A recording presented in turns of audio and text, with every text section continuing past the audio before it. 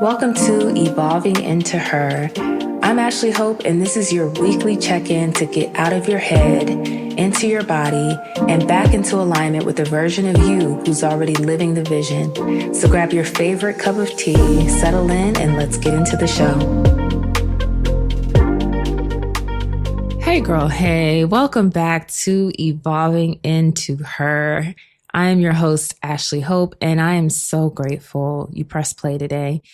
Before we get into today's conversation, let me just set the scene for you, okay? I'm currently on vacation with my honey, and we're celebrating the anniversary of the day we met. And that may not seem significant, but the day we met was so serendipitous. It was so beautiful. It was so fun that we celebrated every single year. And we have many anniversaries now that we celebrate, but the day we met is just so special to both of us. And I've convinced my honey to actually come on the podcast, and we'll do a bonus episode one day. Just talking about the day we met, his point of view, my point of view, and the pieces that had to fall into place like so perfectly for us to meet at that exact moment, to lock eyes in that moment on a random Sunday fun day at Chapman and Kirby in Houston, Texas. Okay. And the rest was history, but it was a beautiful day. But I'm sitting here on the couch. I am looking outside at these palm trees, the sun shining. The sky is this perfect blue with clouds that just look like cotton balls. It's like you could reach up in the sky and just pick them out the sky like cotton candy. And it just reminded me how important it is to romanticize life, and not just the big milestones, but the smallest moments. And so whether we're doing it alone or in partnership, you get to build a life that feels beautiful, that feels expansive, that feels dreamy, that feels juicy. And that's part of what this whole journey is about. And so while we're here, let me also remind you on Apple Podcasts and on Spotify, please tap those 5 stars. And I used to wonder why YouTubers said like and subscribe every single video, but now I get it. It's not top of mind for most people, and that's okay. But just know you're going to hear me say this on every episode going forward. So thank you in advance, because when you do that, you're not just supporting me. You're helping this message reach more women who need it. And it's a way to reach back and pay it forward. Speaking of nourishment, if you're not already tapped in, make sure you join one of my free Instagram broadcast groups on evolvingintoher.co. I've got daily affirmations for her. And on ashleehope.co, there's love notes to her. Every single morning, I drop something nourishing. It could be a reminder, a word, a little medicine you can lean on. You don't have to scroll. You don't have to search. This is a guaranteed space, a sacred space every day for you to feed your spirit. It's the kind of space I wish I had during my own journey. So this is me reaching back and paying it forward for you. Okay, so about today's episode, let me tell you, this isn't just an episode, sis. I tried to make it one episode, but it was just, the experience just needed more. Baby, this is a whole masterclass on eldest daughter energy. You're welcome. Okay. Because what we're about to unpack, it's going to feel like someone finally put words to what you've been carrying your whole life. It's so much that I've broken it into 2 parts. So this week is part 1, the story. And we're talking about what it looks like to grow up too soon, the silence we learn to keep, how those patterns follow us into adulthood or how they manifest in adulthood, and the hefty cost of always being quote unquote on. And then next week, part 2, we'll talk about the shift. And this is all about the healing. This is about the rewiring, the rebellion, my favorite part, breaking cycles, reclaiming your joy and your peace and your rest, and what it looks like to finally live free. And one last thing, make sure you stay with me all the way through, because after a moment for her at the end of today's episode, I've got a special announcement just for you. You don't want to miss it. So get cozy, take a deep breath, grab your drink, because sis, this is a masterclass in eldest daughter healing. And today we're starting with a story. Let's get into the show.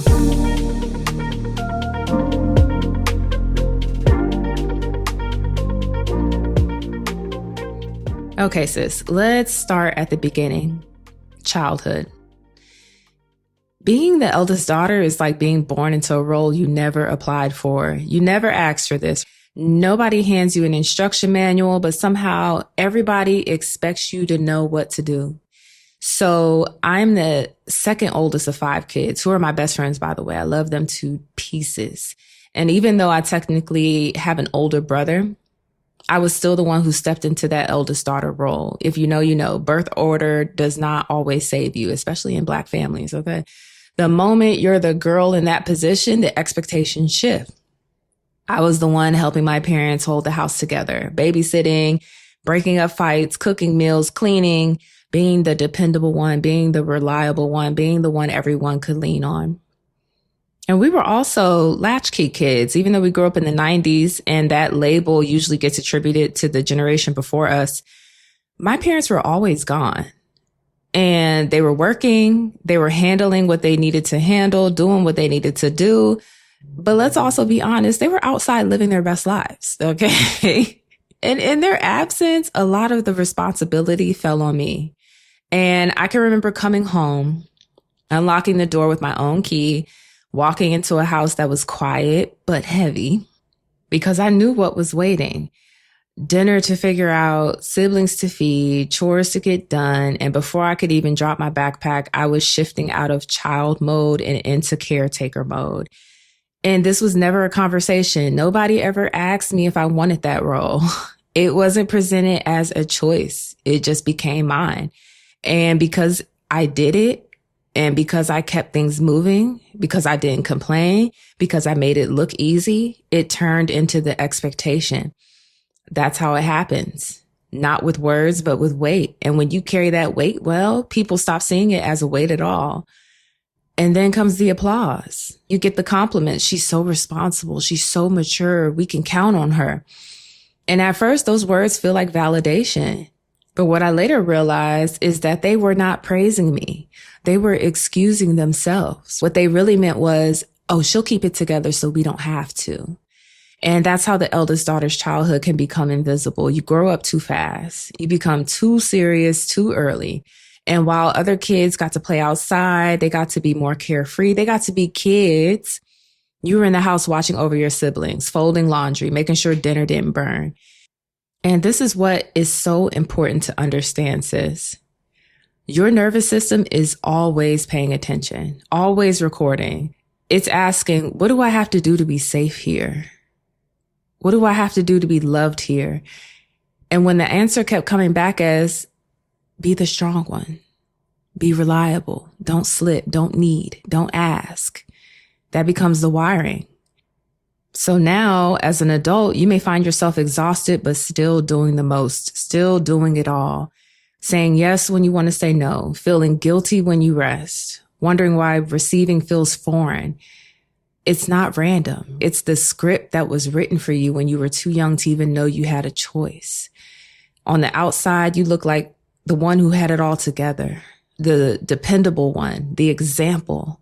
But inside, there was this little girl who wanted to be held, who wanted to play, who wanted to be cared for the way she cared for everybody else. That's the eldest daughter experience, growing up too soon, stepping into roles too big, carrying expectations too heavy, and essentially losing pieces of your childhood in the process. And it doesn't just stop there. It wasn't just the responsibilities. It was the silence of the eldest daughter. Because when you're in that role, you don't just grow up too fast.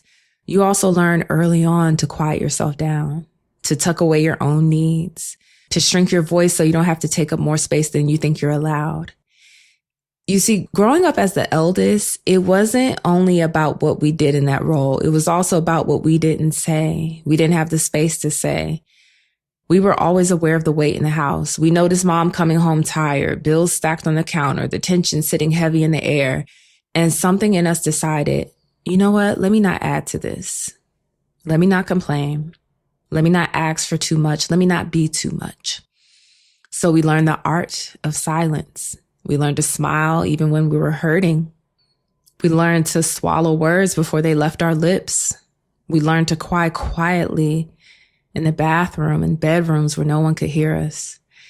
And that silence probably felt noble to us at the time. We thought we were helping. We thought we were protecting ourselves by needing less. But what we were really doing is teaching ourselves that our voice was too much, that it didn't matter, that our needs were a burden, that our feelings weren't important. And since this silence doesn't just stay in childhood, it follows us. And that's why for a lot of us as adults, so many of us still hesitate to speak up. That's why your throat tightens up when you try to say no, why you rewrite a boundary text a dozen times before pressing send. It's probably why you find yourself apologizing for things that aren't even your fault. Because your nervous system still remembers. Your body still believes silence is safer. That if you stay quiet, you won't rock the boat. But let me be very clear. Your quiet was not weakness. It was wisdom, okay? It was survival. You were adapting. It was the smartest thing you knew to do at the time. You were protecting yourself in the only way you knew how. But now you're not that little girl anymore, sis. You don't have to live like your needs are too much. You don't have to carry the belief that your voice is a burden. Sis, your voice is sacred. Your feelings are valid. Your needs matter. And you deserve relationships. You deserve spaces. You deserve a life where your voice doesn't have to be swallowed just to keep the peace. So if you've been quiet for too long, let this be your reminder, maybe even your permission. Girl, you don't have to silence yourself anymore, okay? You get to speak up. You get to be heard. You get to take up space. And the silence we carried as little girls doesn't just fade away. It follows you. It weaves itself into the way you show up in relationships, into the way you show up at work and friendships, even in how you see yourself. Eldest daughter energy doesn't just clock out when childhood ends. You don't just turn 18 and it just disappears. That little girl who was cooking, cleaning, braiding hair, breaking up fights, she doesn't just disappear. She grows into a woman who still feels like she has to be the one holding it all together. And it can look differently for each of us. It can manifest differently for different women. For some, it's hyper independence. That may sound familiar. You've been doing it on your own for so long that asking for help feels dangerous. It doesn't even cross your mind to reach out. You just automatically take it all on. And if someone offers to help, you may flinch or wave it off because deep down, it still feels safer to struggle alone than risk being let down. For others, it can show up as overgiving. You don't even think about it. You just slide into caretaker mode. You notice what people need before they even say a word. You're fixing plates. You're sending reminders, organizing details, pouring and pouring and pouring while your own cup runs empty. And it feels natural because it's what you've always done.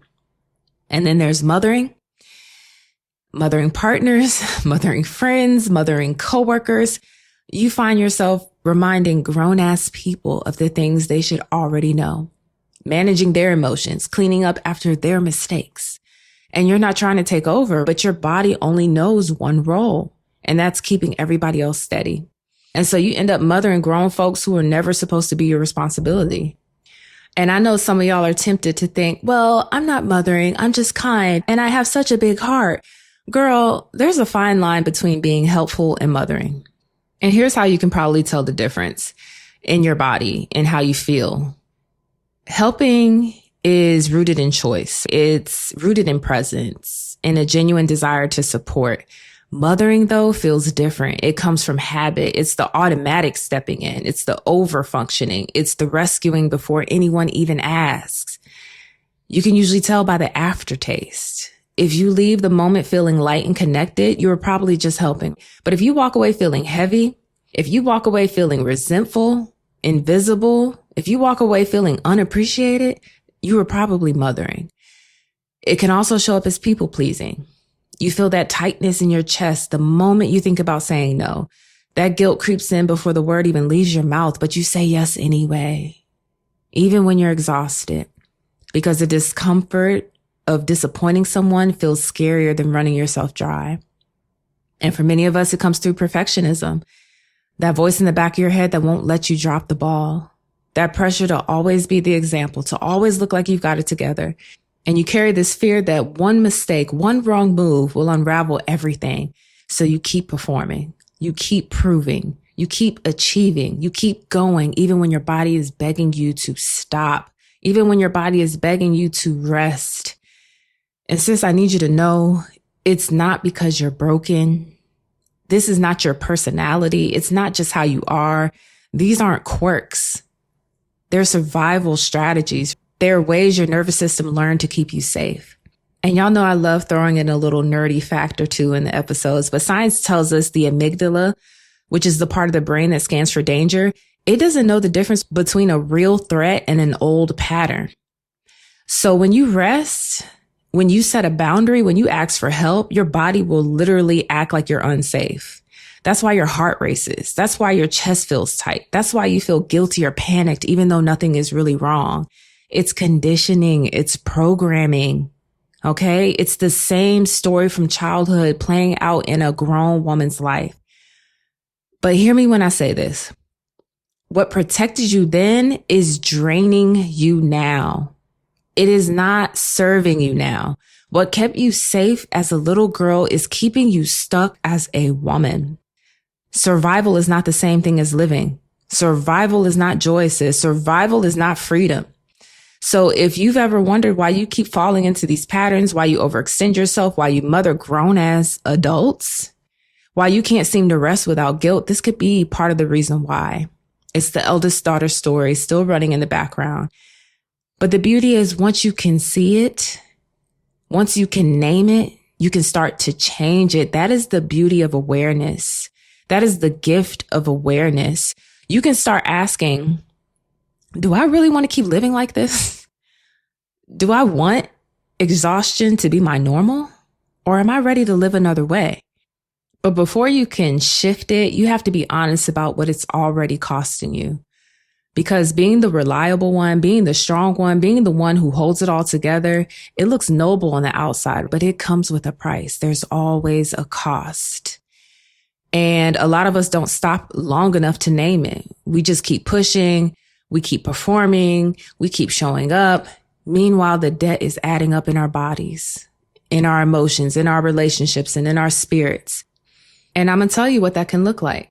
So think about your body for a moment. How often do you notice your shoulders creeping up towards your ears? How often do you catch yourself clenching your jaw or you realize your stomach has been tight all day? For some of us, it's headaches. For others, it's back pain or constant fatigue. And after years of living like this, we start to normalize it like, okay, this is just how my body feels. But girl, that is not normal. It's the cost of always being on. The cost of a nervous system that never got to come down, never got to exhale. And when cortisol, the stress hormone, stays elevated for years, baby, that can wear you down. It makes rest feel impossible even when you're sleeping. That's why so many of us wake up tired. Our bodies are still bracing, still preparing, still holding. And then there's the emotional toll. When you've spent years swallowing your feelings, you lose touch with them. You don't always know how you feel because you trained yourself not to even ask, not to sit with your feelings. It feels uncomfortable. So instead of expressing what's happening inside, the emotions leak out in other ways. And so maybe you find yourself snapping over small things. Maybe you cry when you finally get alone, the tears rushing out because you've been holding them in all day. Maybe you just shut down. You go numb because it feels safer than feeling too much. And that numbness, that's the cost. It's what happens when you've been carrying more than your heart was ever meant to hold.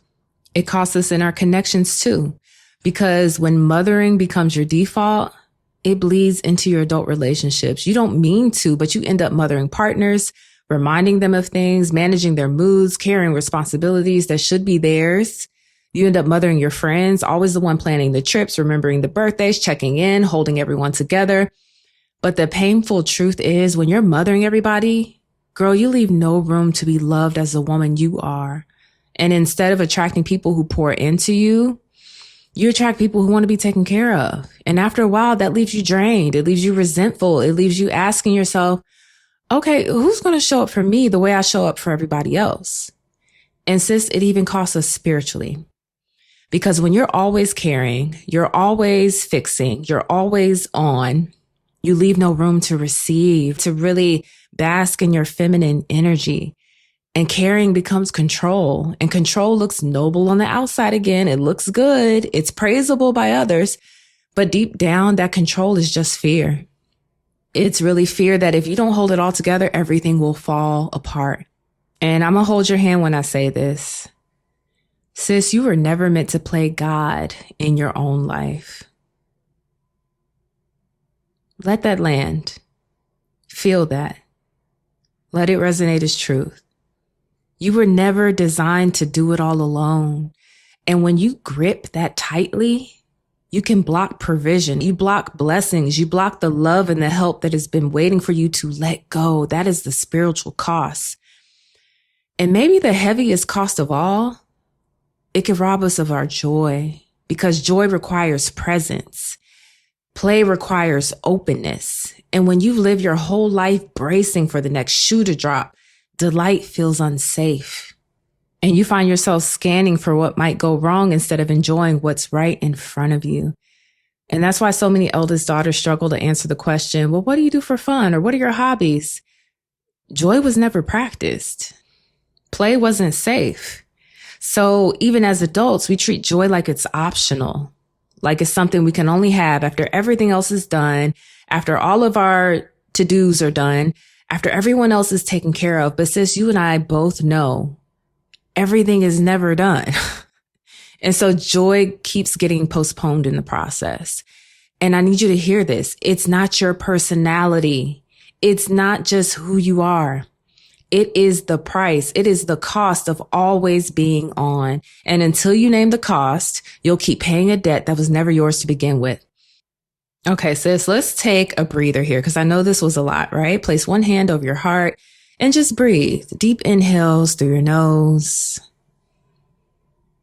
and gentle exhales through your mouth. And just tell your body that you're safe.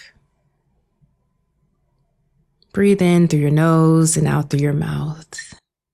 And as you sit here and self-soothe and calm your nervous system, I want to share these questions that I want you to sit with this week. You don't have to journal on them now. You don't have to rush the answers. Just notice what comes up. And you also don't have to sit down and journal. I love taking these questions when I go on a walk and answering them in my voice notes app, so I can just really flesh them out, really speak from the heart, not really overthink what I'm writing down. But ask yourself, where am I still paying the cost of a role I never chose? And the second question, I want you to really tap into your body.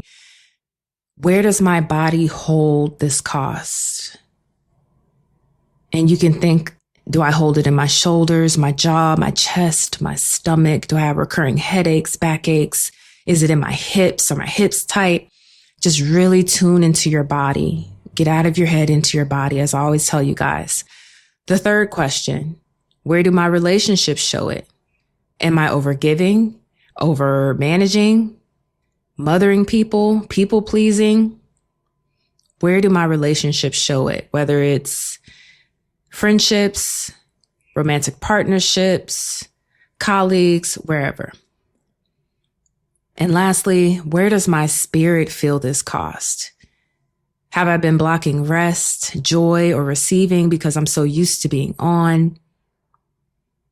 And just sit with those questions this week. This is the pre-work for next week's episode and for the workshop that I'm hosting at the end. Okay. So yeah, that's the cost, sis. And I know it's a lot to take in, but like I said, awareness is the first step. There's beauty in awareness. There's healing in awareness, because once you see the weight, and then once you can name what it has taken from you, what it has stolen from you, baby, you can finally have the power to ask if you want to keep living this way. You have a choice. And so, yeah, that's where we're going to pause for part one. We have named the story. We've named the silence. We've named how it follows us and manifests into adulthood. And now we've named the cost. So next week we move into part two. This is the shift. This is the fun part. This is where I'll walk you through what it looks like to rewire, to practice rebellion, to break cycles, to reclaim joy, and to step fully into the woman you were always meant to be. But before we close today, I don't want to leave you with just awareness in your mind. I want to give you space to feel this in your body, to soften, to release, to remember that you are worthy of ease right now, even before the shift. And we are going to speak to the little girl in you today. And so let's take a moment for her.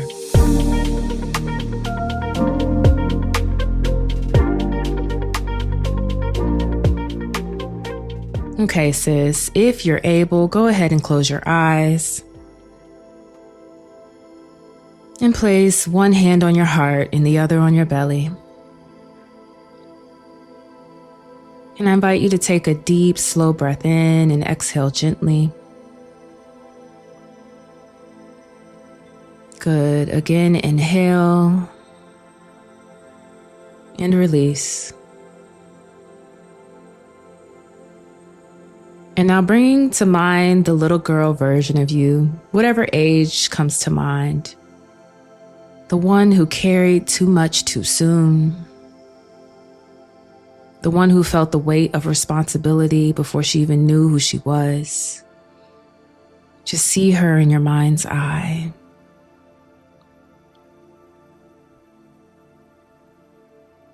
And whisper to her, I see you. You are not invisible. You don't have to hold it all anymore. And take another deep breath in. And let it go. Now shift to yourself today, the woman listening to my voice right now. Whew. The one who has carried all of this into her adulthood, the one who has paid the cost.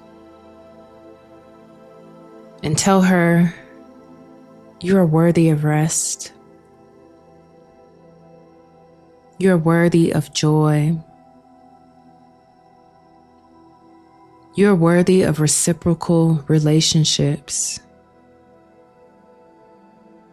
You don't have to earn love by doing more. And just let your shoulders drop a little lower. Unclench your jaw, release your belly. And just breathe that truth in. I am safe to put it down. And exhale, I don't have to be on anymore.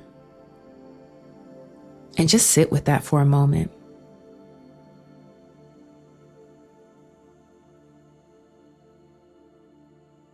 And whenever you're ready, gently open your eyes and just carry the softness with you into your week.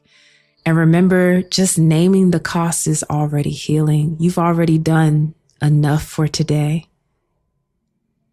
Okay, sis, if you've made it this far, I just want to honor you because this wasn't light. Sitting with your story, naming the silence, seeing the patterns, and acknowledging the cost, that takes courage. It takes tenderness. It takes honesty with yourself. And I just want to remind you this, you don't have to fix it all today. Okay. Just noticing is enough. Like I said, the awareness is healing. Just breathing through it is enough. Just saying, I see the cost is enough. And this is why we're breaking this down into 2 parts because healing deserves space. And next week, when part 2 drops, the shift will move into what comes after the awareness. We'll talk about rewiring these patterns, practicing rebellion, breaking cycles, reclaiming joy, and stepping into the woman you were always meant to be, stepping into the woman that God called you to be, creating the life that you desire and deserve to live. And before I let you go, I promise you a special announcement. Okay. I'm so excited to share that on Thursday, September 25th at 8 p.m. Eastern, 7 p.m. Central, I will be hosting the Eldest Daughter Healing Experience. If you have been in my private healing community, you know we did healing experiences every single month across a variety of topics. These are always so expansive and transformative and deeply healing. This is going to be an intimate evening, a sacred space for the eldest daughters to come together, to breathe, to release, and to begin to rewrite the stories we've been carrying. We're going to go deeper than I can take you here on the podcast with practices, guided healing, and community connection. Spots will be limited because I want this to be close and personal and powerful. And while there will be a replay, if you can't make it live, Let me be honest, being in the room is holy. Being in the room is a holy experience. There's just something about seeing the chat light up, about hearing other women's reflections in real time, about knowing you're not alone in this moment. It's like that rawness, like that live energy, it can't be replicated in a replay. And so when the recording goes up on my site later, it'll be edited down. So you won't get the fullness of what happens in that sacred space. So if you're feeling called, go ahead and sign up using the link in the show notes or the link in my bio on Instagram. Secure a spot now, because once the room fills, doors will close. Sis, thank you for trusting me with your story today. Thank you for letting me hold space for your heart. Until next week, breathe deep, rest when you need to. And remember, even if you grew up carrying it all, you don't have to live that way anymore. You are worthy of rest. You are worthy of joy. You are worthy of ease. And I can't wait to see you in the room. Remember to sit with the reflection questions. Those are prerequisite for part 2 and definitely a prerequisite and pre-work for the live healing experience. Until next week, until next Tuesday, I love you and stay in devotion to your becoming. I'm Ashlee Hope, and you've been listening to Evolving Into Her. Thank you so much for being here with me. Thank you for choosing her, for choosing yourself. And until next time, stay in devotion to your becoming.